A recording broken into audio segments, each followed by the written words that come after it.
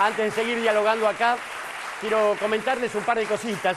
Una de ellas es que la mucha gente que vino a saludar hoy a 678 no pudo entrar a este estudio por razones obvias de seguridad. Hay algunos que están en los pasillos, en otras áreas del canal se ha puesto una pantalla especial y lo estamos viendo, ahí lo estamos viendo. Así que los saludamos a ellos también. Después nos acercaremos a charlar. La otra cosa que les quiero comentar es que el domingo próximo en Parque Saavedra a las 5 de la tarde van a estar Martín Sabatella y Guado de Pedro y algunos de nosotros también charlando con la gente, escuchándolos también a ellos en torno a estas medidas xenofascistas que se están tomando, sobre todo acerca de la comunicación y por qué les molesta tanto un programa que no mintió, no difamó, no insultó y no persiguió, eso que les quede claro. Bueno, y hay gente que quedó, que está afuera, que está mirando el programa desde una pantalla grandota. Una pantalla grandota, sí, señor. Así que les mandamos un saludo, están aquí nomás. Muy bien. Y conducido, León. No, por favor, sí, eso es para ustedes. No hemos escuchado la voz todavía.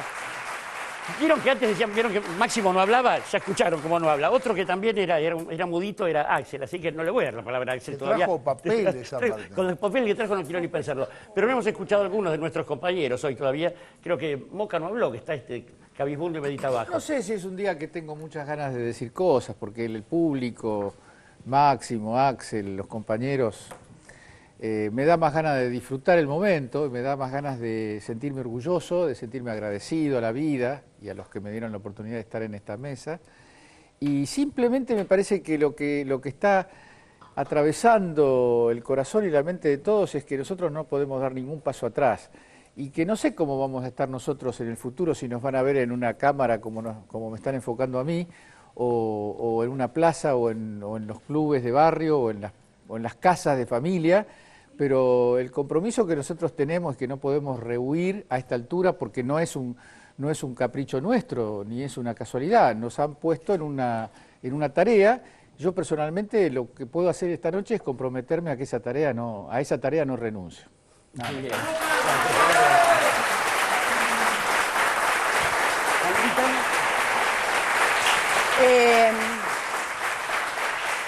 Yo creo que estamos todos como tratando de sobreponernos a algo que nos duele, que es que este es el último programa de esta etapa, por lo menos, y que viene la incertidumbre.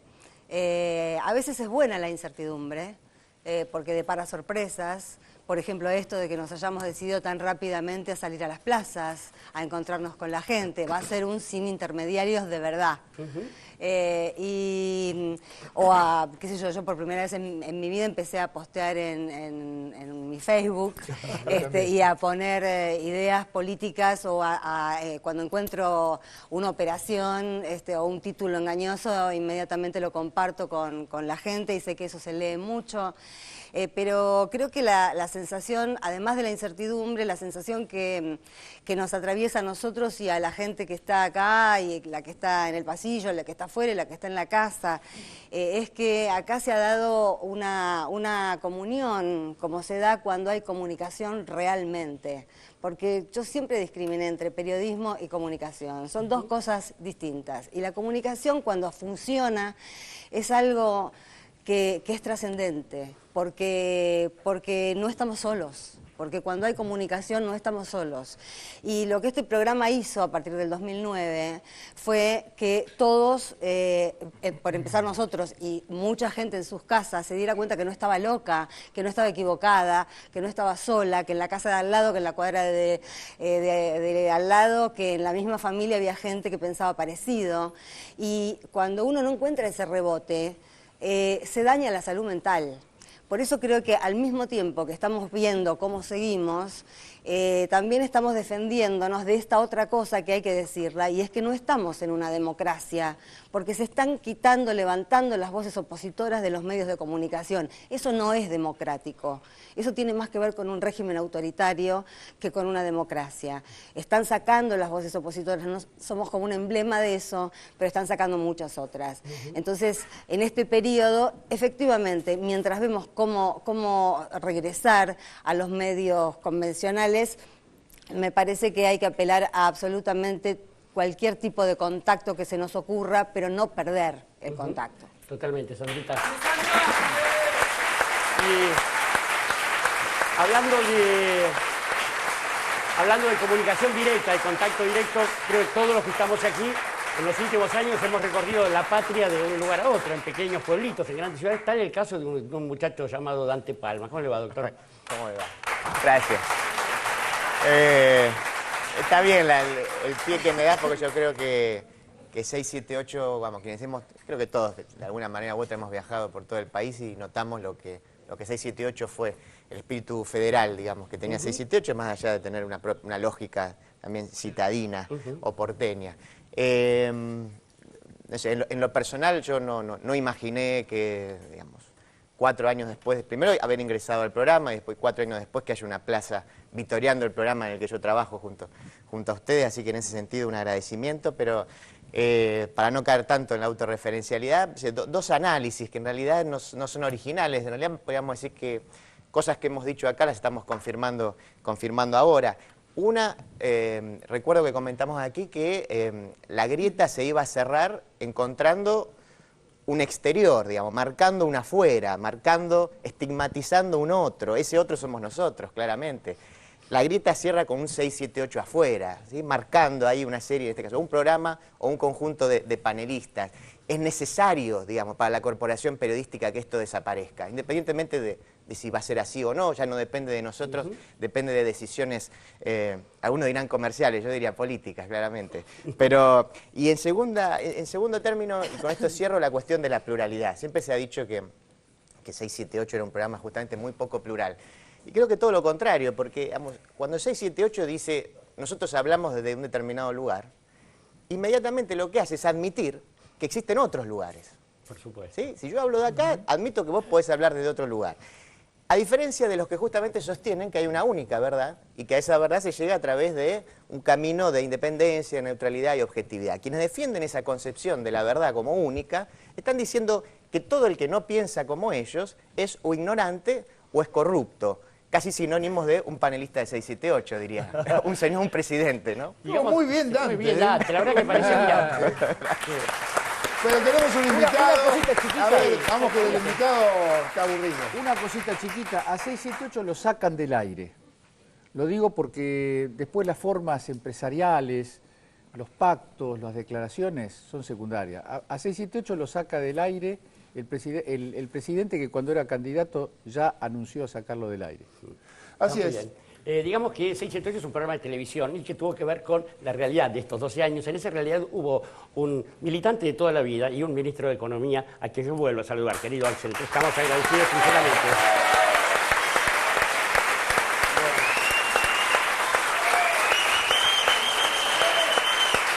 Sí, muchas gracias. La verdad,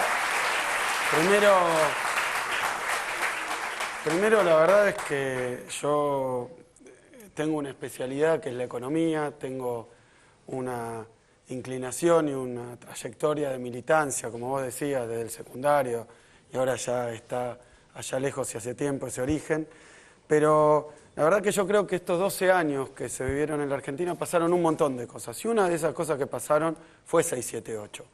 Y me parece que eso debería llenarlos a ustedes muchísimo, de muchísimo orgullo, porque me parece que en estos 12 años todo el pueblo argentino, los que votaron al Frente para la Victoria y los que no, aprendió algo de los medios que estaba muy bien escondido, un secreto, que es que los medios son empresas que responden a intereses, que tiene que le paga la publicidad, o peor que eso, que son grupos y conglomerados económicos, ni siquiera solo mediáticos, que directamente son una punta de lanza de un interés de acumulación económica propia, y que además, y por eso mismo, juegan en política. Los medios no son la información objetiva, y esto es necesariamente así. En este programa claramente, y lo aceptaron desde el principio, no es la información objetiva, es un programa de opinión, pero quienes decían que era la información objetiva han sido los artífices de que hoy Macri esté en el poder. Y me parece que 678 nos sirvió a todos, y yo aprendí muchísimo con este programa, a conocer ese dispositivo. El dispositivo, y creo que eso es lo que les hinchó tanto y los volvió tan locos, que fue un programa que mostraba cómo se vestía de verdad la mentira y cómo se vestía de objetividad la opinión. y cómo esa mentira y esa opinión no era azarosa, sino que tenía atrás un proyecto político y fuertes intereses económicos.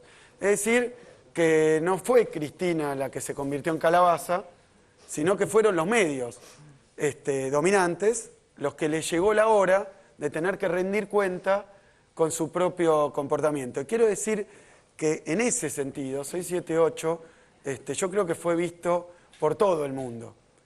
Yo me sorprendía siempre que quienes son opositores y decían odiar 678, lo veían todas las noches. De manera, digamos, no sé si vergonzante, clandestina, si lo harían con la televisión en algún lugar, pero...